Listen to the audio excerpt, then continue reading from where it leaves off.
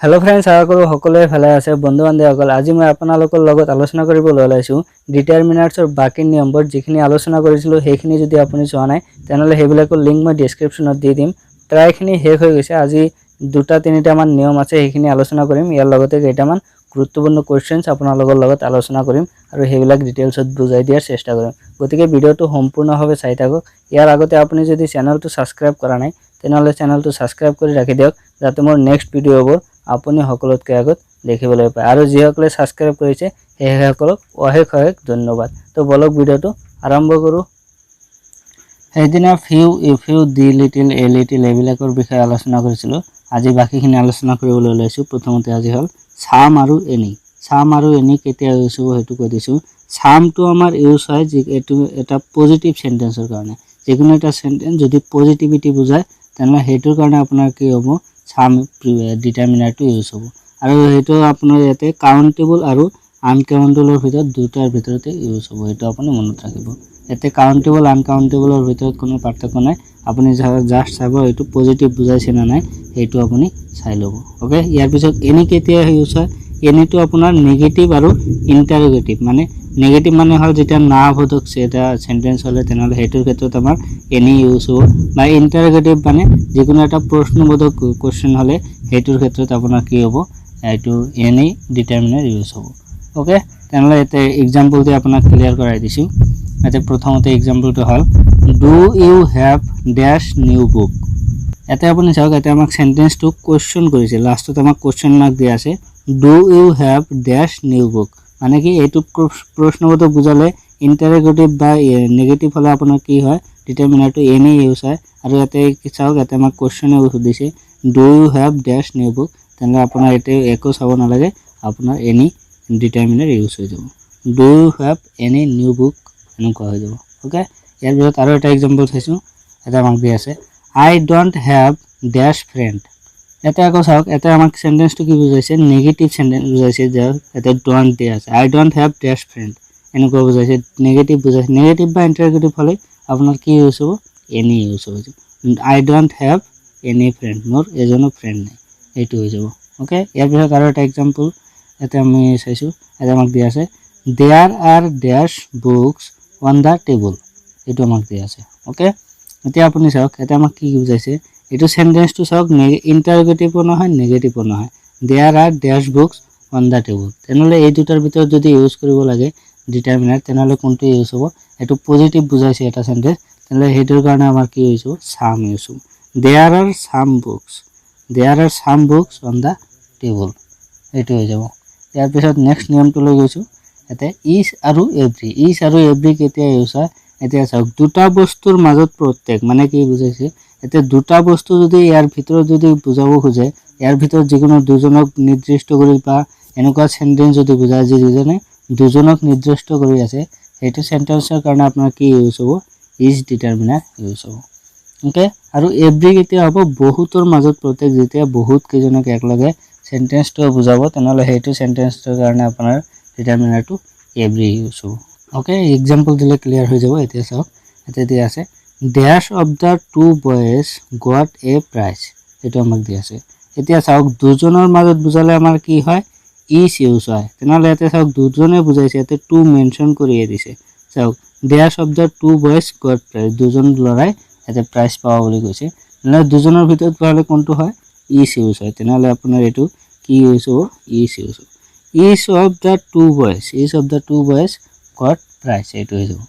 Okay ইয়াৰ পিছত আৰু এটা एग्जांपल চাইছো এতে আমাক দিয়া আছে B number dash student should go to school এতে চাওক এটো আমাক কি বুজাব খুজি মর্নিংটো বুজিবলৈ চেষ্টা কৰক এটা আমাক কিছে dash student should go to school student বৰ স্কুলত যাব লাগে এতিয়া চাওক কিমানজন মানুহ কিমানজন স্টুডেন্ট স্কুলত যাব লাগে এতিয়া আপুনি যদি কয় তেনেহলে গোটেইখিনি যাব লাগিব মানে কি আপুনি চাওক এতে আমাক বহুত কেইজন বুজাব খুজি আছে গোটেইখিনি মানে কি গোটেইখিনি এজন দুজন নহয় তেনেহলে বহুতখিনি বুজাইছে আৰু বহুতৰ মাজত হলে আপোনাৰ এতে কি হয় ডিটাৰমিনাৰটো বহুতৰ মাজত প্ৰত্যেক হলে তেনেহলে হেতুৰ কাৰণে every ডিটাৰমিনাৰ ইউজ হয় তেনেহলে এতে আমাৰ কি হৈ যাব every ইউজ হ'ব every student should go to school এটো হৈ যাব ওকে মানে প্ৰত্যেক স্টুডেন্টে স্কুলত যাব লাগে এটো বুজাব খুজি আছে ওকে ইয়াৰ পিছত আপোনাক আৰু এটা নিয়ম লৈ আহিছোঁ, এটা লেছ আৰু মোৰ। এতিয়া চাওক মোৰ কেতিয়া হ'ব, এইটো একেবাৰে সিম্পল। মোৰ মানে কি বেছি, বেছি যদি এটা সেন্টেন্সে বেছি বুজাব খুজি আছে তেনলে হেইটোৰ কাৰণে আপোনাৰ কি ইউজ কৰিব লাগিব, মোৰ ইউজ কৰিব লাগিব। আৰু যদি এটা সেন্টেন্স লেছ মানে কি কম, এইটো তো গম পায় কম। যদি এটা সেন্টেন্সে কম বুজাব খুজি আছে, সেন্টেন্সটোৰ মিনিংটো আপোনাক কম বুজাব খুজি আছে, লে হেইটোৰ কাৰণে যদি আপোনাৰ লেছ বা মোৰৰ ভিতৰত যিকোনো এটা যদি ডিটাৰমিনাৰ ইউজ কৰিব লাগে তেনলে লেছ ইউজ হ'ব কমৰ ক্ষেত্ৰত, আৰু বেছিৰ ক্ষেত্ৰত মোৰ। ওকে, এটা এক্সাম্পল দিছোঁ আৰু ক্লিয়াৰ হৈ যাব। ইয়াতে কি দিয়া আছে আমাৰ, the boy is dash intelligent than his brother. এনেকুৱা চাওক, এটা আমাক কি বুজাব খুজি আছে, the boy is dash intelligent বহুত বুদ্ধি আছে, দেন হিজ ব্ৰাদাৰ সি তাৰ ভায়েকতকৈ ইয়াতে কি হৈছে বহুত বুদ্ধি আছে বুলি কৈছে। তেনেহ'লে চাওক ইয়াতে কি বুজাব খুজি আছে, বেছি বুজাব খুজি আছে, তেনেহ'লে সেইটোৰ কাৰণে আপোনাৰ কি ইউজ হ'ব, মোৰ ইউজ হ'ব ইয়াতে। ওকে, এতিয়া মোৰৰ ইউজটো গমে পালে, মোৰটো বেছি বুজাব খুজি আছে, তেনেহ'লে the boy is more intelligent than his brother. Okay, এইটো হৈ যাব। তো এইখিনি আছিল ডিটাৰমিনাৰ্ছৰ ইম্পৰ্টেণ্ট নিয়ম যিখিনি আমি জানিব লাগে। তো ইয়াৰ পিছত দুটা তিনিটামান কুৱেশ্যন আলোচনা কৰিছোঁ, যিখিনি আমি আগত নিয়মবোৰ পঢ়িছিলোঁ সেইখিনিৰ পৰা দুটা তিনিটামান কুৱেশ্যন আলোচনা কৰিছোঁ। আজি প্ৰথম কুৱেশ্যনটো হ'ল, there are only dash boys in our class. ইয়াতে যিখিনি তিনিটা আমাক অপশ্যন দি আছে, এই তিনিটাৰ ভিতৰত কোনটো হ'ব, এইটো আপোনাক ভাবিবৰ কাৰণে 5 ছেকেণ্ডকৈ সময় দিছোঁ। ওকে, আপোনাৰ টাইম ষ্টাৰ্ট নাও।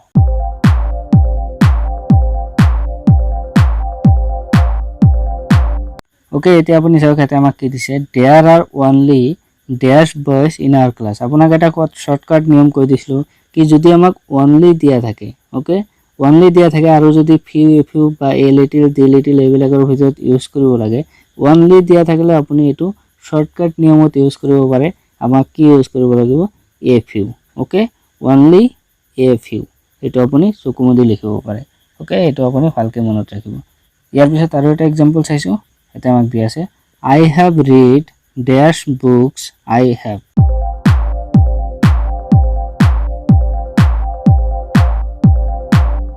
ওকে, এতিয়া আপুনি চাওক ইয়াতে আমাক কি দিয়া আছে, I have read these books I have. ইয়াতে আপোনাক মিনিংটো বুজিবলৈ চেষ্টা কৰিব। ইয়াতে আমাক কি বুজাব খুজি আছে, আই হেভ ৰিড মই পঢ়িছোঁ, ডেছ বুকছ আই হেভ মোৰ যিখিনি আছিল সেইখিনি কিতাপ পঢ়িছোঁ, এনেকুৱা কৈছে। তেনেহ'লে চাওক এতিয়া আপুনি চাওক ইয়াতে মিনিংটোৰ হিচাপত আপুনি কি ক'ব খুজে, ইয়াতে নিৰ্দিষ্ট কৰি বুজাইছে সেন্টেন্সটো আপোনাক কি যিখিনি কিতাপ আছিল সেইখিনিহে পঢ়িছোঁ এনেকুৱা বুজাইছে। তেনেহ'লে সেইটোৰ কাৰণে আপোনাক কি হৈ যাব, যিকোনো এটা নিৰ্দিষ্ট কৰি বুজালে ডি ফিউ হ'ব। ওকে, যিহেতু এইটো আমি কাউণ্ট কৰিব পাৰোঁ সেইটোৰ কাৰণে আমাক কি হ'ব, ডি ফিউ। ডি ফিউ নিৰ্দিষ্ট কৰি বুজালে, আৰু যদি কাউণ্ট কৰিব নোৱাৰিলেহেঁতেন তেনেহ'লে ডি লিটিল হ'লেহেঁতেন। এইটোৱে ডিফাৰেঞ্চ ফিউ আৰু লিটিলৰ মাজত। ওকে, ইয়াৰ পিছত নেক্সট এক্সাম্পল চাইছোঁ, ইয়াতে আমাক দিয়া আছে, please give me dash time to finish the work.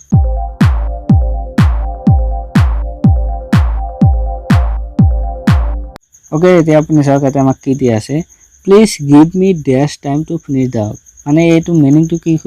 বুজাব খুজি আছে, মোক অলপ টাইম দিয়া কামটো সম্পূৰ্ণ কৰিবলৈ। মানে কামটো আপোনাৰ এনেকুৱা প্লিজ কেতিয়া কৰিব, কাৰণ কামটো বহুত আগতে কৰিব দিছিল কিন্তু কামটো কমপ্লিট হোৱা নাই,